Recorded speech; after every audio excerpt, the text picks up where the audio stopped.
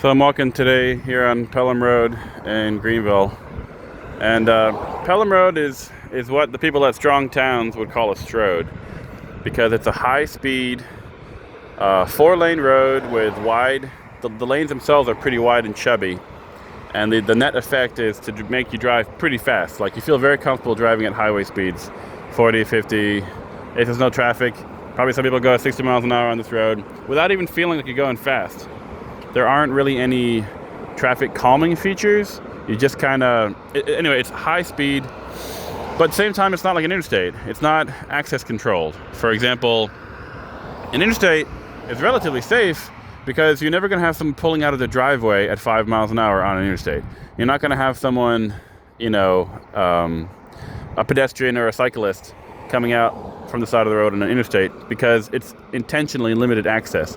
They want to keep it simple. High speeds can be safe-ish if it's a simple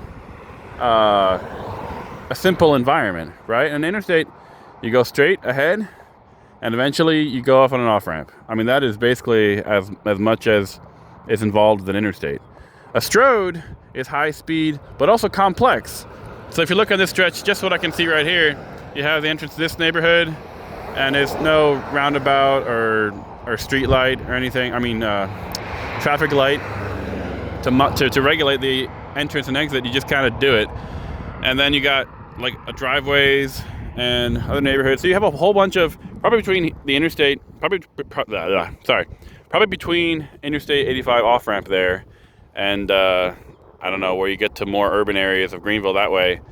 Probably have hundreds of little exits and entrances that all empty onto this high-speed road.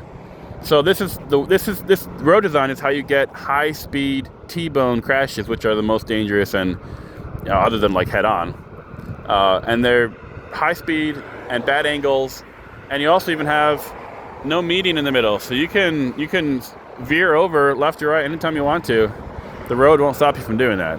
So it's a very dangerous road, and if you look at statistics in South Carolina or any state in America, you'll see that this kind of road is typically the most fatal. The highest rate of fatalities happen on this kind of road because you have complex, high-speed environments.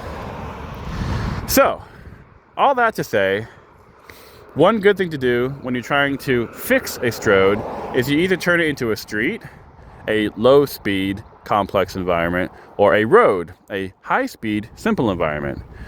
And one thing you can do to try to mitigate that is you stop allowing people putting fresh driveways on this road. Because again, how many times you read in the news around here? Oh, someone was pulling out of the driveway, got T-boned, and 3 people are dead. So, not to pick on this very nice house right here, or the developer of it, or the ones who own it, but this was built just a year or two ago. And I'm kind of surprised, well, not really surprised. No, I'm not surprised. But I'm disappointed that SCDOT, who owns and operates Pelham Road, allowed them to add a new driveway here. Like, again, this understanding of what a stroad is and why it's dangerous is not particularly new. It's not particularly earth-shattering. It's not rocket science. And so, at a certain point, SCDOT needs to stop allowing people to build fresh driveways on high-speed, dangerous stroads.